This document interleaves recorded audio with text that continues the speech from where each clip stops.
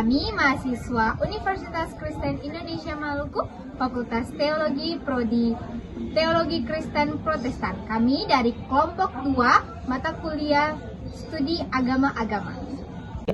Dengan anggota kelompok kami terdiri dari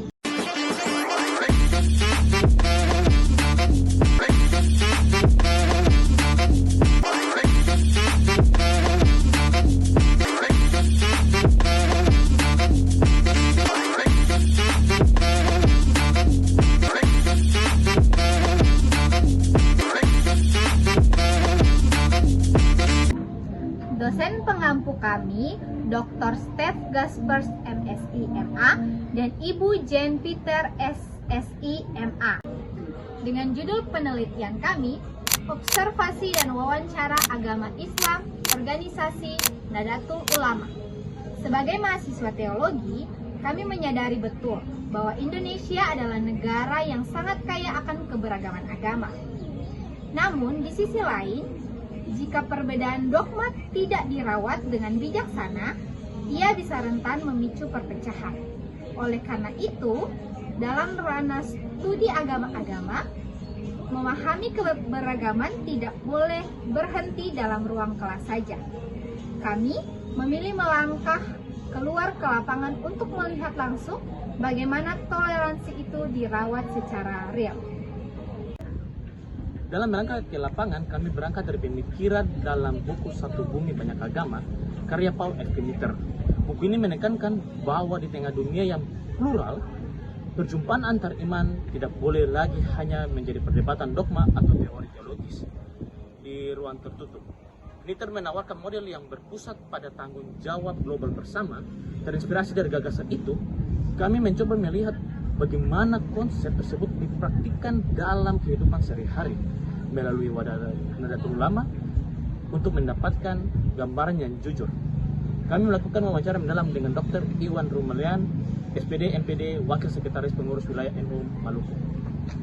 Di lapangan, kami menemukan temuan menarik mengenai Nahdlatul Ulama, organisasi keagamaan terbesar di dunia yang lahir sejak 1926.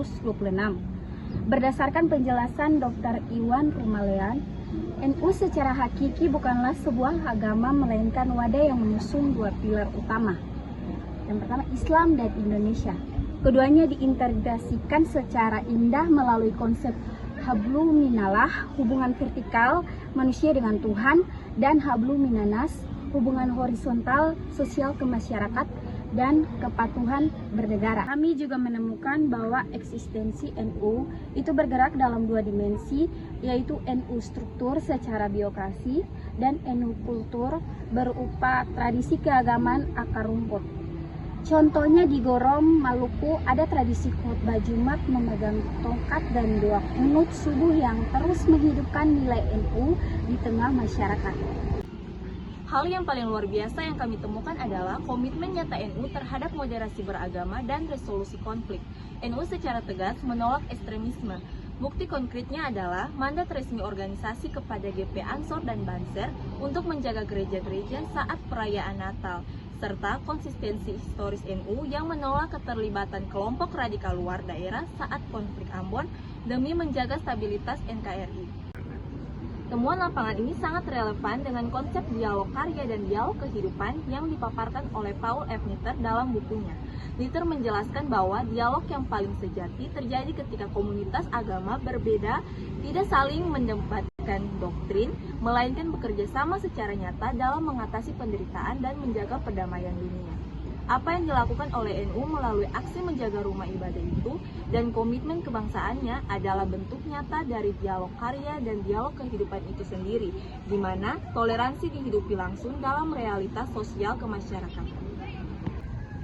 Kemudian teman-teman, penelitian ini mengajarkan kami bahwa moderasi dan toleransi di akar rumput memerlukan pendekatan yang adaptif seperti yang disampaikan oleh narasumber.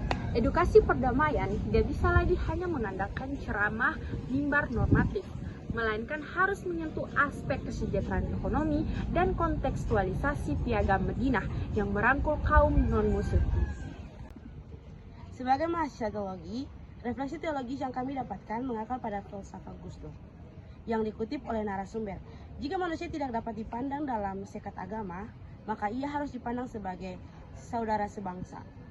Dan jika sekat bangsa pun memisahkan, maka manusia harus tetap dipandang sebagai sesama makhluk ciptaan Tuhan. Semoga cerita perjalanan dari observasi kami ini bisa menginspirasi kita semua untuk terus merawat kebinekaan, khususnya di tanah Maluku tercinta. Jangan lupa like, komen, dan bagikan untuk mendukung literasi keberagaman. Oke. Kampus Orang Bersaudara. Nos autem predicamus Christum crucifixum.